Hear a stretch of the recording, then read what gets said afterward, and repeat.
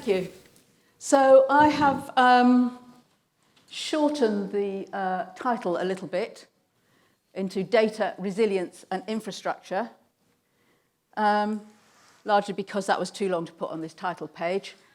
But it is really about, so what is it that we're really talking about here? So I wanted to try and sort of step back a bit, I guess, and give really a little bit of context, what I've been thinking about in the world of data, infrastructure, what we should be doing with it. And I guess my background is kind of relevant to that because I've been doing work around infrastructure projects and programs for more years than I care to tell you about. I've worked on Crossrail, I worked on High Speed 1, I've worked on the Elizabeth, well, now the Elizabeth Line, Crossrail 2. High Speed 2, very interesting question. I'm on the board of a water company. Please don't shoot me, we're quite a good water company. So the whole issues around what we know about water quality, flood, etc. I'm on the board of the UK Infrastructure Bank. Our job at the Infrastructure Bank is to sort of fill the gap between what the private sector is able to do and what and put a bit of public sector element into that. We have target infrastructure areas and targets around, well, objectives really about supporting net zero and levelling up. But we also need to make some money. So we have a target to make less money than a private sector entity would want to make, but enough that we'll be able to recycle the capital or even justify having some more capital. We can do debt, we can do equity, we can issue guarantees. I have to tell you the accounting rules are a complete nightmare, but we're kind of getting there. And I'm actually finished with Atom Bank this week, and I'm joining the board of Flood Re, which is a reinsurance program, a company whose aim is not only to help the policies around flood risk reduction, but also to make flood insurance more affordable by allowing for reinsurance programs across all of the insurance companies so that it's not just done by individual companies. I've been on the board of Network Rail for 9 years rather. So yeah, there's a lot of data stuff that I've been dealing with. And the thing that really struck me just the other day is that we're in the middle of a really significant shift that I don't think we've recognized properly. So I wanted to spend just a couple of minutes on how we used to do data. Not so long ago, certainly in my working memory, we didn't have computers carrying all this data, let alone the kind of large-scale computing facilities that everybody in this room is now completely used to. But back in the day, when the first standalone PC arrived in the Institute of Economics and Statistics at Oxford University, where I was working at the time, we were just amazed. You could put 2 + 2 and it would tell you it was 4 in real time. It had 32K of memory. Your phone's got more than that. I'm sure you know all of this, but I think it's quite important to grasp that our data collection and management capability is only now catching up with the capacity of the systems to manage it. And I think that's really important. So back in the day, you would over-engineer things because you didn't know what you would need. Now, the Bazalgette is the great example of that, building the sewers in London. He had some data. He took the population density of Westminster, which was the densest part of London. He then doubled it, and then he applied that to the whole of London as it was then known. So he over-engineered, which was jolly useful, actually, because it went on being relevant for the next 150 years. Whereas now we're building schools where the concrete works to its design life, guys. Rack concrete had a design life. It worked to that design life. It's just we forgot to notice. So we failed to collect the data, which would enable us to tell us how long that was living. So the result of that over-engineering is that you had basically small, continuous teams of men, they were men, of course, who knew their particular patch. And some of them are still out there, incidentally. I've met teams whose grandparents ran the same piece of railway as they do. They knew what the problems were. They knew where the drainage hotspots were or wet spots were. They knew all of that, but it was all in their heads. And they passed that on by word of mouth. And the result of all of that, of course, is, but the other part of that is back in those days when we didn't have all this computer capacity, we had much bigger tolerance of what was going wrong. And I think as a result of all of that, there was an incredible complacency that developed, that we kind of, everything would be okay, all this Victorian engineering was fine, and it would go on lasting pretty much forever. And in some ways, that's not wrong. When we had to take down a Brunel Bridge at Reading in order to widen the road, it took twice as long and cost twice as much as the budget because it was so well built. But there you go. So we're living the consequences of that infinite life. And indeed, currently, it'll take several hundred years to replace all the water mains at the current rate, which is allowed by the regulator. And as those systems have shifted, we've lost knowledge. And I think we've not recognised the need or the potential to do brain dumps from the people who knew all of that. As data became stored in machines, we forgot that there was data that wasn't stored in machines that we should have tried to collect. And indeed, certainly in the transfer from British Rail, there were plans that were just destroyed. Who needs that anymore? So now when you want to find out how an embankment was built, you may not know. You may not ever have known, of course, but you don't now know whether you knew or not because the files aren't there. The other thing, of course, is that we developed as a result of that fragmented systems that couldn't talk to each other, weren't prepared to talk to each other, didn't want to talk to each other. I don't want to give my information to you because this is my intellectual property, effectively. So I don't want to share it because then I lose control and I lose my specific knowledge, my specific domain knowledge. And that means that jealousy, and I think almost everybody in this room could probably tell me a story about a difficulty of accessing data because somebody didn't want to share it.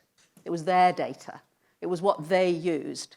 And indeed somewhere that I'm sure they've been thrown away, but I remember when I had punch cards back in the day with all my data on it. And I was jealous of that because it had taken a lot of effort to acquire that data and to put it on the system. So a lot of jealousy about guarding of expertise. It's very understandable. Everybody's got a story, but it's not very helpful. And I think it's taken us a long while to get to kind of really accept that this is a problem, and indeed that it's a natural problem. I don't think it's actually going to go away because people are people, right? People will still put effort into collecting data, and they may not want to share it. And so there's a very late recognition, I think, of these disconnects.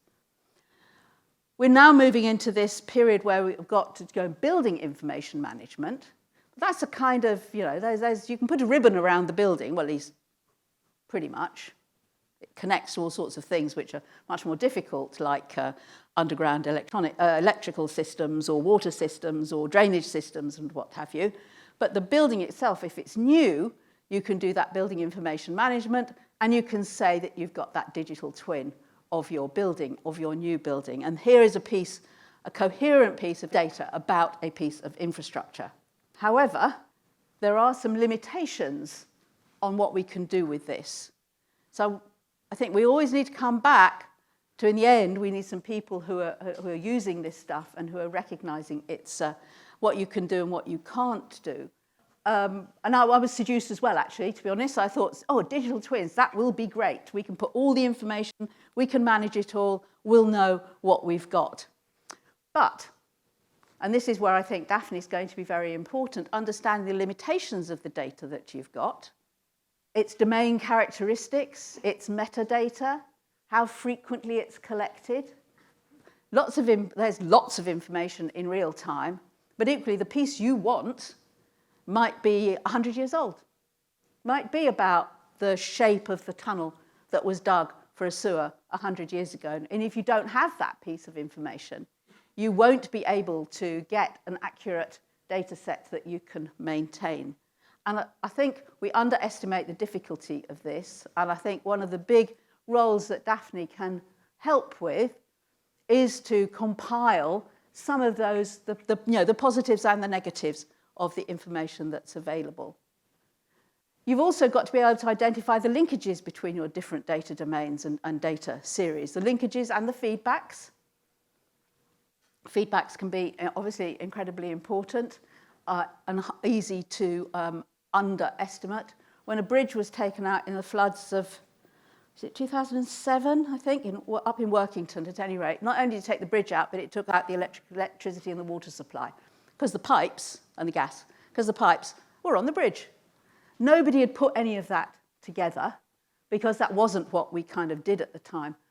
And unless you've picked up all those linkages, you can produce a model and it can mislead as easily as it can inform. So making sure that you're managing those data sets, so you're understanding their limitations as well as their strengths is, I think, almost the most important thing that you can do.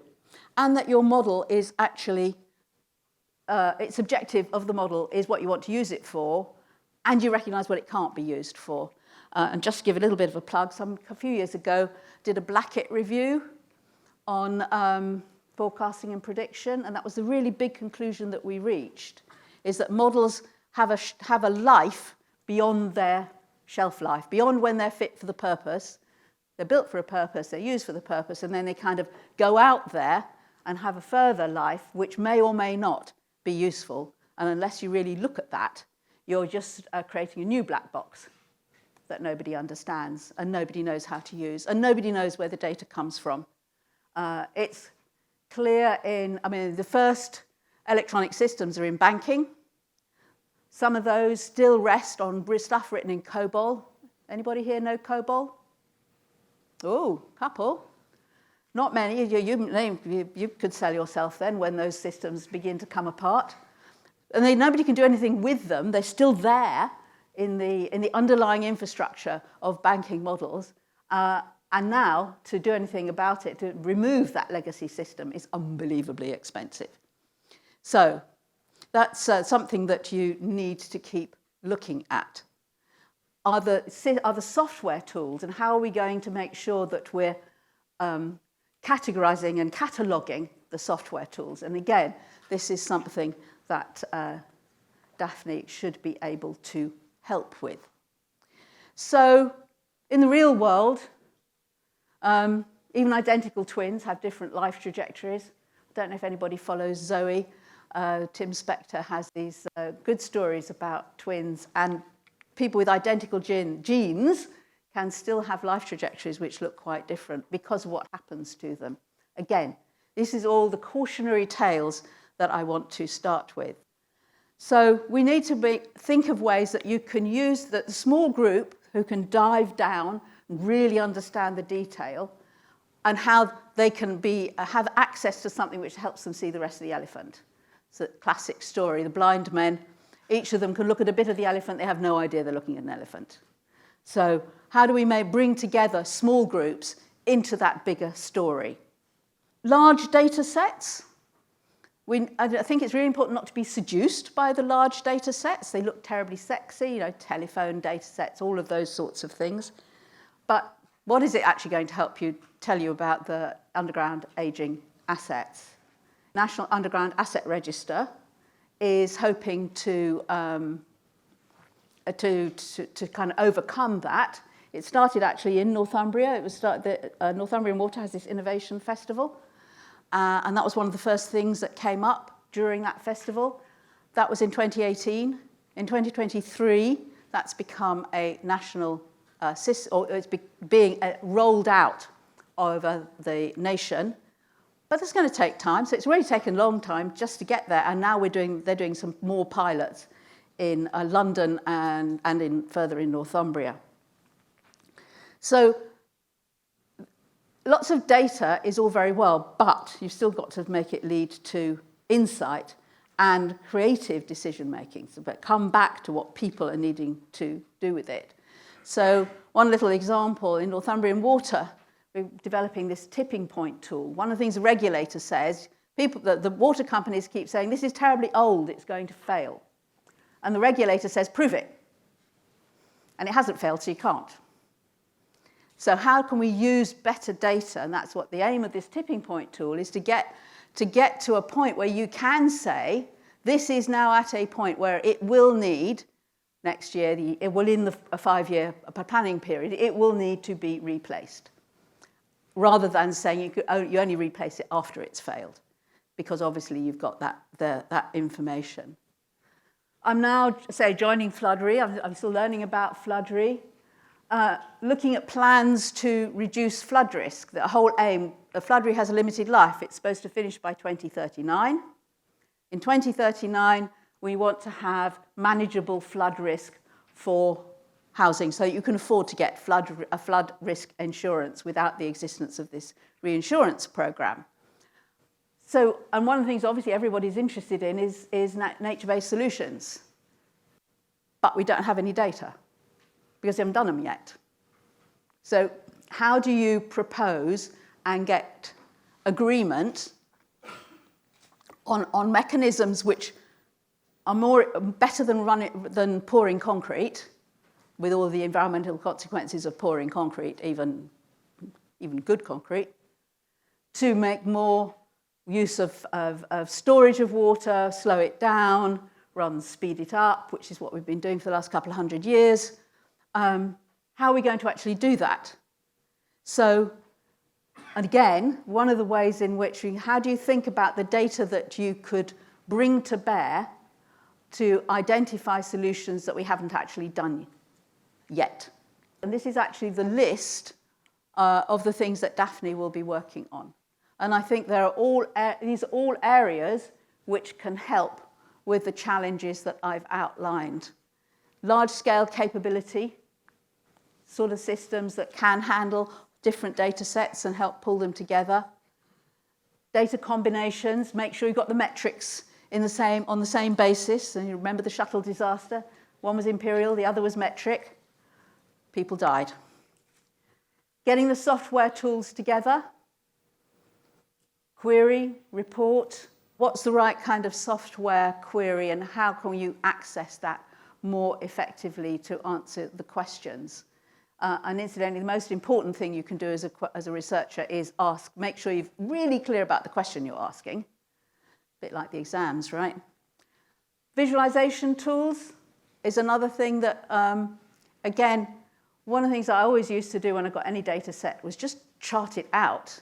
Anything that helps you see different data sets against one another gives you the insight into what you can actually do with them and how that might work. Does this make sense, in other words? And then also, one of the things that DAFNI is thinking about is how you bring other factors that you're not going to have necessarily infrastructure, resilience data about into the mix. Well-being is a kind of obvious one there. There may be others. Different things may be relevant at different times. So that's a canter through. It's a canter through how I see the data challenges that we all face, and what, as researchers, you might be able to do about it, but also a bit of a challenge, I guess, to ask a good question and get DAFNI to help in pulling together or finding the data that you might need. Thank you.